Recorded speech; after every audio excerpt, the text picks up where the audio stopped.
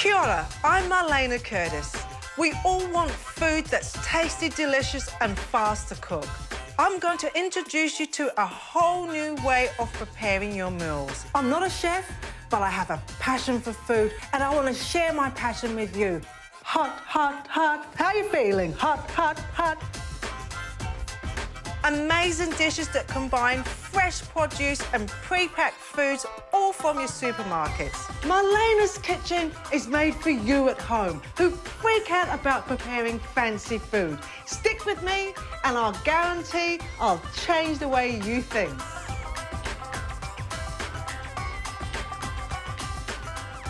You can create magic in the kitchen. These are time-saving meals with none of the fuss, but with all the taste and big on flavours. You're going to come on a journey with ingredients and specialities that I'm sure you've never heard of before. All my food is absolutely scrumdiddly-dumptious and will leave you wanting more. Today, I'm going to show you 3 fantastic dishes. All of them are jammed full of taste. And as I will show you, it's very simple. The first one is my wonderful, chunky vegetable soup. It's nutritious, it's delicious. Why wouldn't you love it? The thing is, you bring your produce in that's fresh and you use your stock that's already made for you. Couldn't be simpler. Next, we've got hot, hot, hot. How are you feeling? Hot, hot, hot. Hot Jamaican curry. You're gonna wanna tune into that now to see what's happening. After that, we have a stunning pie crumble. I made it up myself, but I'll explain that when I get to that dish later on in the show. So let's start up with these amazing ingredients. Now, the great thing is, all the ingredients we're about to use can be bought straight from the supermarket shelf.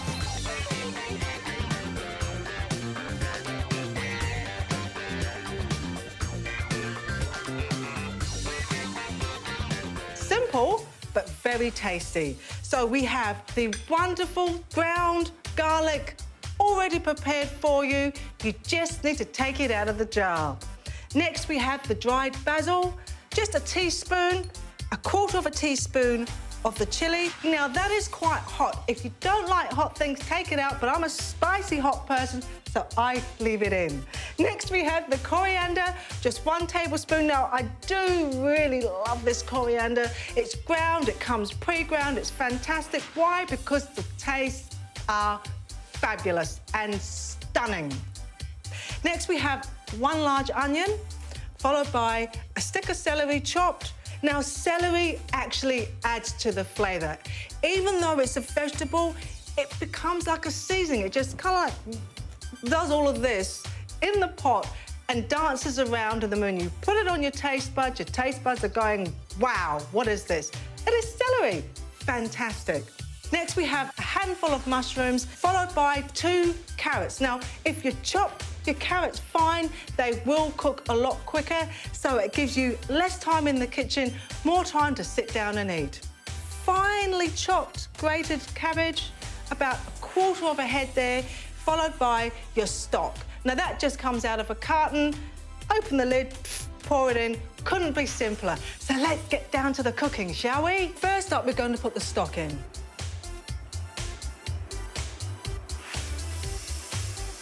And what we're doing is we're just steaming the vegetables as opposed to sautéing them with oil. Too much oil, we really don't need. Put the onions in.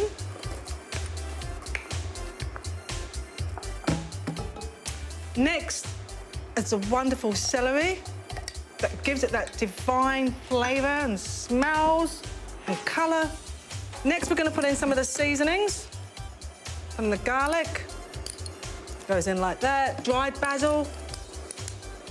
Next is your chili. Don't want it too hot. Again, if you don't like anything that's hot, take the chili out. You have to forgive me, I'm West Indian. I do like my things nicely seasoned. Next, we have the teaspoon of coriander. Just wonderful flavours. I'm just going to give this a little bit of a stir so we get all that in and smells divine. We're going to put in the handful of mushrooms, the carrots. Just throw those in like that. Look at the colours. I love colours. And we're going to give that a bit of a stir. And we just let that sit like that, just for a few minutes, just to infuse the carrots with the seasonings and with the celery, because the celery, obviously, even though it is a vegetable, it's like a seasoning. It actually adds to the flavour. It actually goes into the vegetable and, again, moves up your cooking to another level. Next, we're going to pour on some more stock. There we go. So that's all up there like that. Just stir that in. Always do a little taste test. Make sure it's a beauty. Next, you're going to put in your cabbage and you just sprinkle that across the top. Just put that in there like that. And we're just going to stir.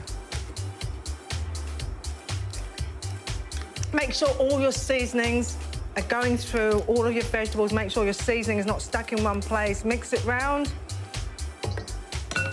Place on your lid, and in 10 to 15 minutes, you'll be sitting down to a wonderful, chunky, spicy Marlaina's vegetable soup. The reason I love my chunky vegetable soup are the carrots, the celery, the cabbage. Every single one of those are a taste bud explosion. You get those in your mouth and you swivel them around, and each time you bite into it, you're biting into something new. Almost pops your head off, especially with the seasonings. It's fabulous. You've got to try it. Now, depending on what stovetop you have, whether you have gas, whether you have electric, or the fancy schmancy induction, it could take a little bit less or a little bit longer, between the 10 to 15 minutes. Know your oven, know your food. So here it is, my delicious vegetable soup. You can see all the beautiful colours and the flavoursome chunks of vegetables. And just to finish it off, with some deliciously fresh ciabatta bread.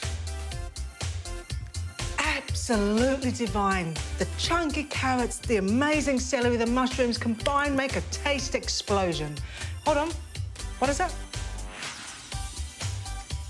The food is so delicious, it's inviting me to eat it. What is a girl gonna do? Gonna have to try it, aren't I? You're gonna try this at home. Oh, it's very good. Oh, I like that. After the break, we're going to get a little spicy, and I'm going to show you my stunning Jamaican curry, hot, hot, hot, and later to follow, my pie crumble. You heard right, my pumbo.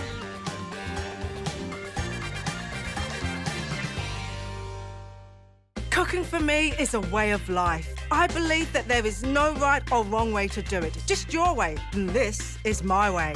And I hope you're feeling hot, hot, hot at home, because we're going to be doing Jamaican hot curry. So when I say to you how you're feeling, you've got to say hot, hot, hot. So join in with me, crew. How are you feeling? Hot, hot, hot. How are you feeling? Hot, hot, hot. Yeah, OK, you can't get the staff these days. What are you going to do? Anyway, moving on. Oh, sorry, first of all, I want to thank Southern Hospitality for these wonderful portable oven tops, which I'm now going to take off and replace with the amazing slow cooker. To me, it's the next best thing to the invention to the light bulb. It's stunning. I tell you why. You chop your vegetables, you place your meat, you put your sauces in, you put your spices in, put the lid on, plug it in, switch it on, and you just walk away. It's fantastic. You come back, and you come back to delicious food. Now, my mum wouldn't agree with me. She said, oh, you know, she wants to spend 15 hours in the kitchen. And I said, Mum, come on, just use the slow cooker, just try it. So she tried it once at a Christmas party, and I'm telling you, she loved it. Why? Because it's seals in the flavour. It's absolutely fantastic. So my mum at last has joined me into this millennium. It's fantastic. But let's get on with the recipe, shall we?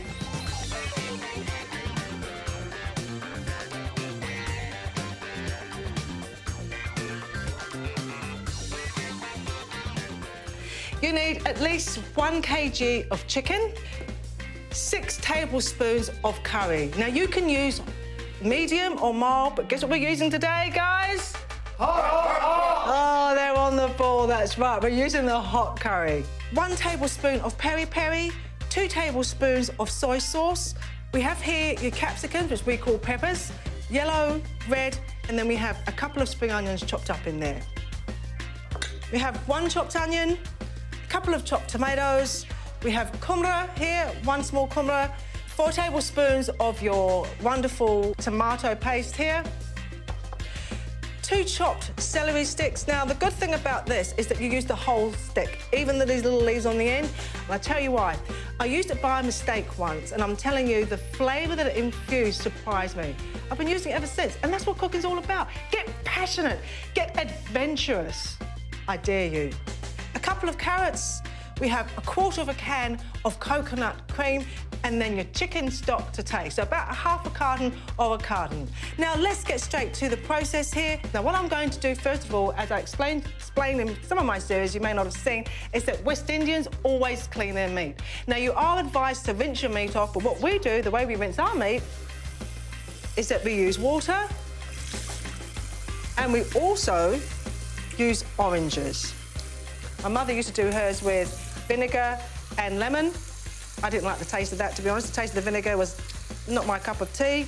And you can even just place the orange in the bowl like that till you're ready for it. Let it just go around. Then all you're going to do is drain it out.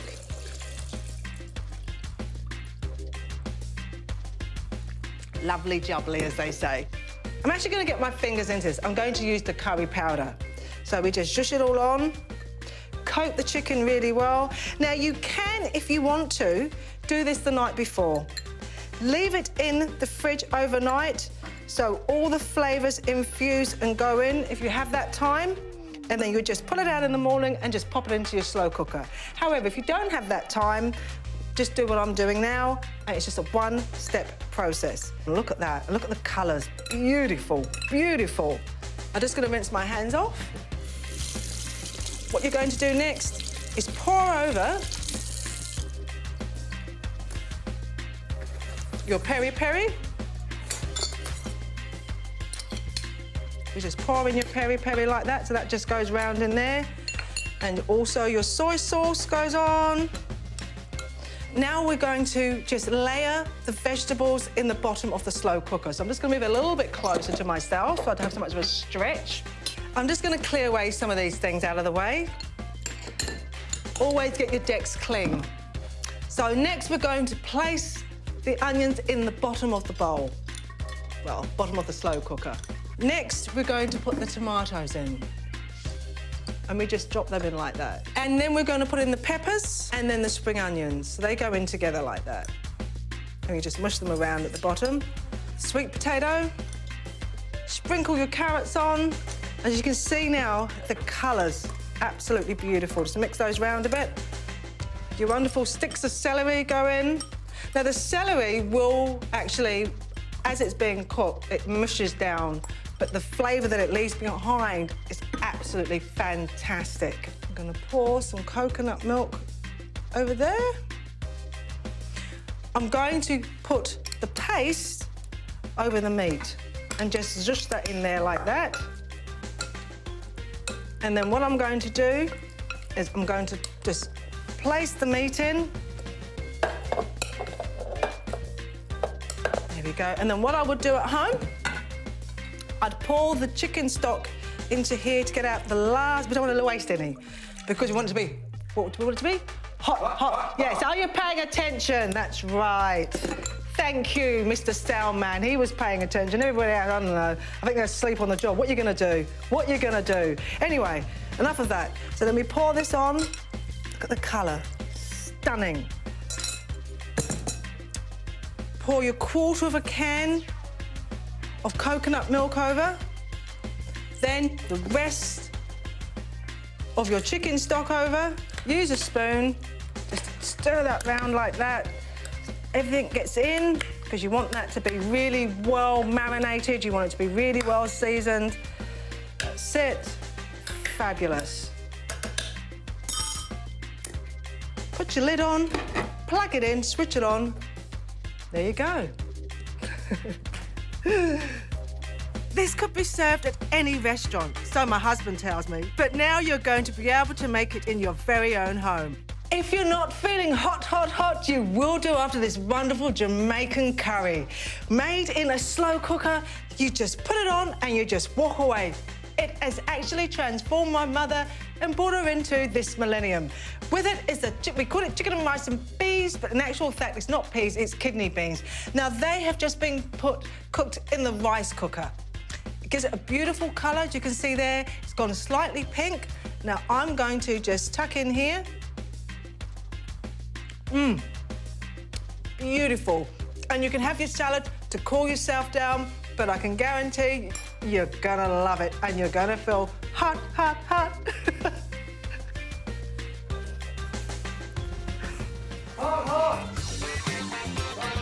Coming up after the break, I'm gonna let you in on a secret. It's my very own pie crumble. Yes, you've guessed it, it's my pumble.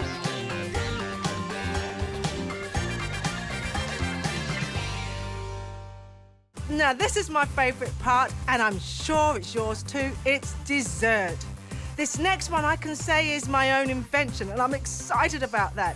It's part pie, part crumble. It's my very own pumble. Now, I'm really excited about this. You know, like the inventors when they invent things? Well, I invented this dish that I'm feeling pretty proud of myself because it's been a special in our house now for a few good years.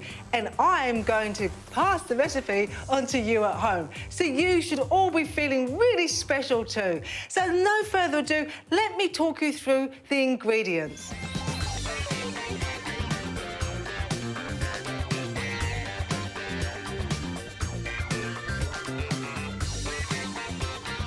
These berries are fantastic. They're frozen berries, but don't be afraid of the frozen berries because they're picked when they're fresh, they're locked and they're sealed, and the colours are absolutely wonderful.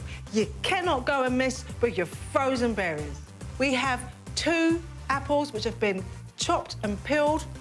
Then we have 1/4 cup of sugar. You have your water just to give it a little bit of juice inside so when the berries and the apples are cooking in the pie, it's got something to cook with. You've got your pastry here. So you blind bake this in the oven. Now, there's a couple of ways to blind bake. The way I do it is I normally put it in there, put it into the oven for about 5 or 10 minutes, pull it out. You can, of course, put baking paper over it, put your rice on and blind bake it that way. You don't want to cook it all the way through. That's what blind baking is. Next, we have the topping, which is the crumble. So with my crumble topping, you have your butter, which normally goes in, 1/4 cup. Then you have your sugar, which I've added brown sugar rather than white sugar. I've added oats to the ingredients, just 1/4 cup of oats, and of course your plain flour, 1 cup. The oats take it to a different dimension, just makes it nice and crunchy. Now we're going to actually go through the process. I'm so excited, it's my recipe. All mine, all mine. Right, okay, I'll come back to reality. So, we're going to put the apples into the boysenberries and the blackberries and the blueberries. It's a blueberry fest going on over here. Pour your sugar in. Add your water. Now, it depends on how much juice are in your berries because each bag is slightly different. So when it defrosts, of course, it produces its own juices. So you don't need to put too much water in.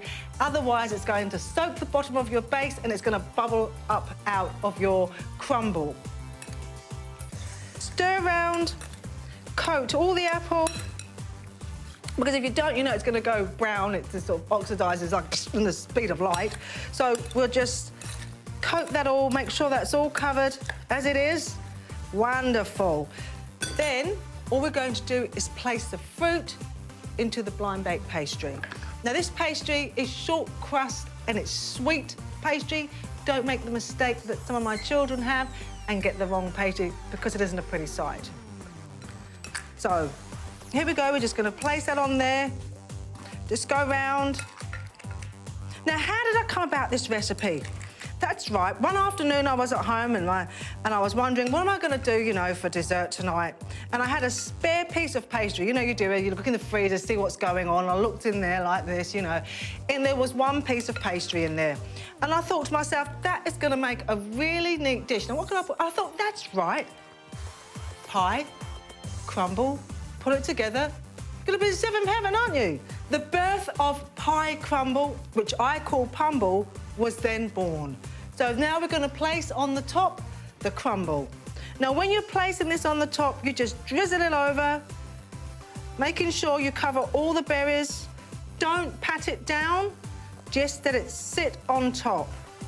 And what's great about this is that the homemade, you can always tell something when it's homemade and when it's bought. When it's bought, it's perfect. We don't want it to be perfect, we want it to taste good. So this is what we do, we just place it all over there. Make sure you put all your crumble on the top. You see any little berries in there or a little apple poking out, just poke it in. All that needs to be done now, you're gonna take your pie crumble. As you know, I call it a pumble. Gotta get the name out there. Pumble. It's the pumble. It's the pumble. So you're going to put it in your oven. Your oven would have been on at 180. Bake.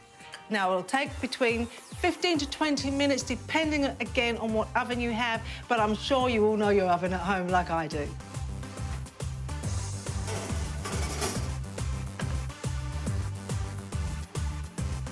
So here we have it, the pumble. My speciality. When I bring this out at home, there's nothing left. It's like a pack of vultures, boop, boop, boop, it's all gone. And I guarantee you, at home, you're gonna have the same success. What an exciting show we've had today. We started off with a chunky vegetable spicy soup, followed by hot Jamaican traditional curry, then the wonderful pumble. Next week, I'm so excited because my daughter Shakura is coming in and she's vegan. We're making a beautiful roasted stuffed pumpkin, delicious, tasty steamed vegetables, and a chocolate vegan pudding. What's that? Get this, you at home. The crew will want to come back and taste the food. What are we going to do? Come on then, fellas. Oh, and ladies today, come on. A little bit quicker. Tuck in. Straight in there. Straight in.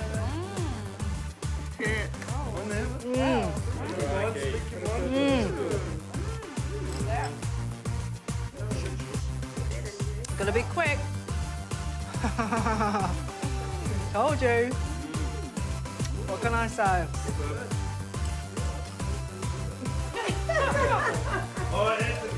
Nice and